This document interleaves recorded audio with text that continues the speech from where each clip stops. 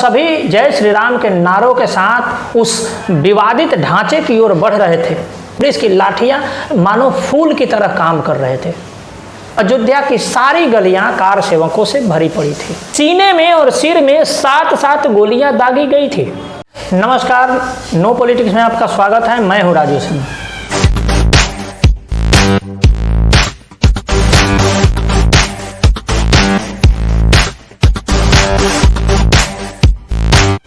दो नवंबर 1990 का दिन था। अयोध्या में बहुत गहमागहमी थी। लाखों की संख्या में कार सेवक जुटे हुए थे और सभी जय श्री राम के नारों के साथ उस विवादित ढांचे की ओर बढ़ रहे थे। पुलिस के साथ उनकी कभी कभी धक्का मुक्की होती थी। पुलिस उन पर आंसू गैस के गोले भी बरसाती थी, लेकिन वो मानते नहीं थे। आस्था इतनी बड़ी थी कि उसके सामने पुलिस भी फीकी पड़ रही थी। पुलिस की लाठियां मानो फूल की तरह काम कर रहे थे। उस समय लगभग 5-6 लाख कार सेवक जुटे हुए थे अयोध्या में। अयोध्या की सारी गलियां कार सेवकों से भरी पड़ी थी। सारे तरफ गहमागहमी थी कि अब आगे क्या होगा। पुलिस रोकने का प्रयास करती थी, लेकिन वो विफल हो जाती थी। उस समय सीएम ऑफिस से एक ऑर्डर आता है फायरिंग का, और ये ऑर्डर देने वाले थे मुलायम सिंह यादव जी। उस मुलायम सिंह यादव जी का आज निधन हो गया, जिसके लिए इस देश के तमाम नेतागण, तमाम बुद्धिजीवी गण उनको श्रद्धांजलि दे रहे हैं। देना भी चाहिए। मुलायम सिंह यादव उत्तर प्रदेश के पूर्व मुख्यमंत्री रह चुके हैं, पूर्व रक्षा मंत्री रह चुके हैं। देश के संसद में कई सालों से अपनी सेवाएं दे रहे हैं, अपने प्रश्न पूछ रहे हैं, चाहे वो पक्ष में रहे हों या विपक्ष में रहे हों, अपना कार्य वो कर रहे हैं। लेकिन जो घटना के बारे में मैंने जिक्र किया, वो घटना 1990 में 2 नवंबर को हुई थी। अब आप ध्यान दीजिए कि उस समय विश्व हिंदू परिषद और बीजेपी के लोगों के आह्वान पर वहाँ पे कार सेवक उपस्थित हुए थे आंदोलन करने के लिए। उस समय बाद में उसमें आरएसएस के लोग भी शामिल हुए थे। आरएसएस ने भी उसको सपोर्ट किया था, जिसे अभी कुछ दिन पहले मोहन भागवत जी ने ये कहा कि वो उनकी इच्छा के विरुद्ध निर्णय था। आरएसएस के कभी ऐसा प्रचलन नहीं रहा है कि वो धार्मिक कार्यों में संलिप्त हो। ये सब मोहन भागवत ने इसका क्लेम लिया है कि हमने इच्छा के विरुद्ध राम जन्मभूमि आंदोलन को सपोर्ट किया था। उस समय जो घटनाएं हुई वो इतिहास के पन्नों में काले अक्षरों में लिखी जा चुकी है। जब भी कभी इलेक्शन की बात आती है, उस दिन की घटना को सारी पार्टियां किसी न किसी रूप में, चाहे इस तरफ से या उस तरफ से, याद करती हैं।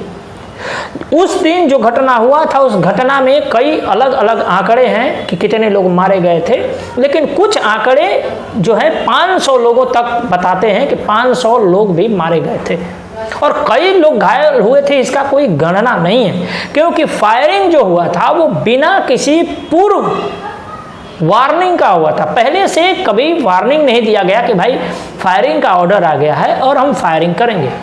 आप उस समय के, उस फायरिंग के दिन के घटनाओं पर आप जब चर्चा करेंगे, उनके घटनाओं का जब जिक्र करेंगे, तो एक आध घटना तो ऐसा आता है कि मरे हुए व्यक्ति को, जिसको गोली लग चुकी है, उसके सीने में और सिर में 7-7 गोलियां दागी गई थी। अब कोई हमको बताए गाली देने से पहले कि क्या 7 गोलियां कोई भी प्रोफेशनल पुलिस, चाहे वो किसी भी देश की हो, वो दागती है क्या? टेररिस्टों के भी मरने के बाद उसके सीने और उसके सर में गोलियां नहीं मारी जाती है, किसी भी प्रोफेशनल आर्मी द्वारा, सिपाही द्वारा या पैरामिलिट्री के द्वारा। लेकिन ऐसी घटनाएं अयोध्या के केस में हुआ था। ऐसी घटनाएं कौन करता है? इसी कारण से कुछ लोग ऐसा आरोप लगाते हैं कि उस दिन जो घटना घटी थी, जो ऑर्डर दिया गया था, वो किसके दबाव में दिया गया था, और क्या जो पुलिस और सीआरपीएफ के वेश में जो लोग थे वे वास्तव में सभी के सभी पुलिस और सीआरपीएफ के लोग ही थे? क्योंकि जिस तरह से फायरिंग किया गया वो बेहद ही चिंताजनक है।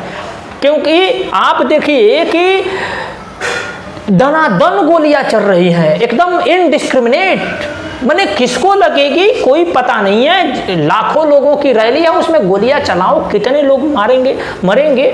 कोई पता नहीं है। आंसू गैस फोड़े जा रहे थे, लाठियां बरसाई जा रही थी, यहाँ तक तो सारा ठीक था। लेकिन गोली भी जब चलाने का ऑर्डर दिया गया तो उससे पहले पुलिस का एक प्रोटोकॉल होता है कि आप उसको वार्निंग दीजिएगा, नहीं माने तो आप गोलियां चलाइएगा, पहले हवाई फायर करिएगा। लेकिन नहीं, कुछ लोग कहते हैं कि कुछ शांति प्रिय समुदायों को पुलिस के वेश में वहाँ पर भेजा गया था ताकि वो बदला ले सके, उनको संतुष्ट किया जा सके। और ये हम नहीं कह रहे हैं, ये कोई और नहीं कह रहा है, मुलायम सिंह यादव ने कई बार इसका जिक्र किया है। उन्होंने कहा है, भरी मंचों से कहा है कि मुसलमानों का भरोसा जीतने के लिए हिंदुओं पर गोली चलाना आवश्यक था। इन्होंने किसी जाति की बात नहीं की कि फलाना जाति पर गोली चलाना आवश्यक था। इसलिए कोई भी यदि उनके जाति से बिलोंग करने वाले लोग हमें गालियां दे रहे हैं या देंगे, तो गालियां देने से पहले इस बात को ध्यान दें कि उसमें मरने वाले लोग सभी जातियों के थे, वे किसी एक खास जाति के नहीं थे। मुलायम सिंह यादव ने हिंदुओं पर गोली चलाई थी, किसी खास जाति पर नहीं, ना ही किसी अगड़े पर, ना ही किसी पिछड़े पर। मुलायम सिंह यादव ने कभी इस घटना की निंदा नहीं की, कभी इसके लिए क्षमा नहीं मांगी या कभी इसके लिए अफसोस नहीं किया कि हाँ हमें ऐसा निर्णय लेना पड़ा, बशर्ते उन्होंने कई बार इसका श्रेय लिया है। उन्होंने यहाँ तक कहा, जब वो 2017 के इलेक्शन में समाजवादी पार्टी हार गई, तो उन्होंने यहाँ तक कहा कि इससे अधिक तो उस समय हमें सीटें मिली थी जब हमने कार सेवकों पर गोलियां चलाई थी।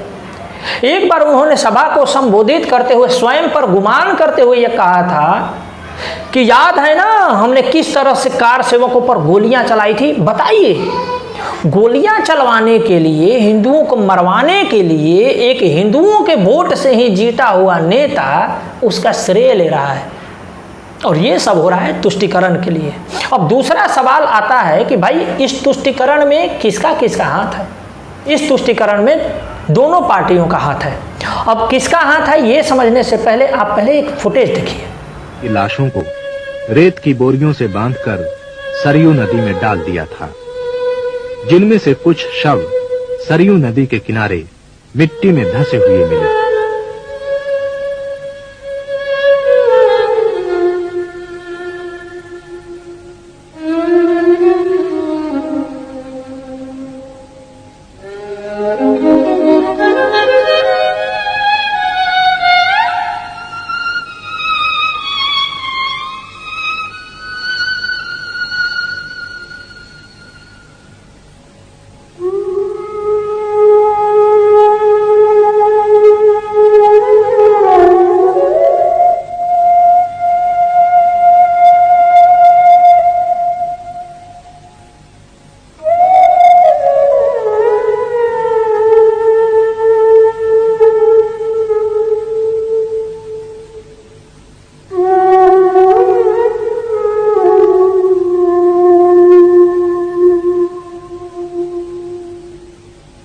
इस फुटेज में आप देख रहे होंगे कि किस तरह से लोगों की लाशों को सरयू नदी में बोरों में भर भर के फेंका गया था।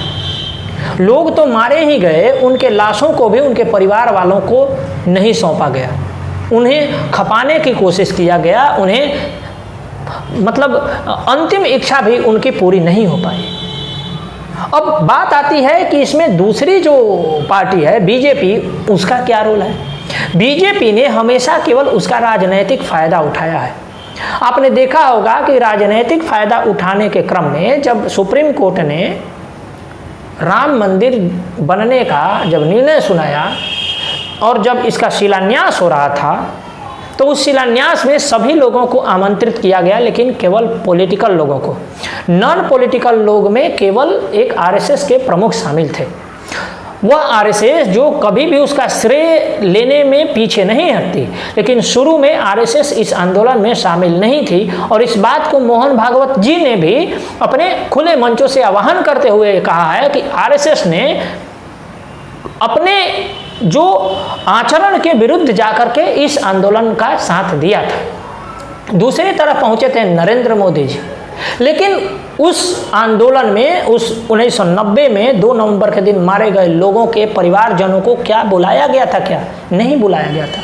ये सवाल एक अनसुलझा सवाल है। मैं आप लोगों को छोड़कर जाता हूं।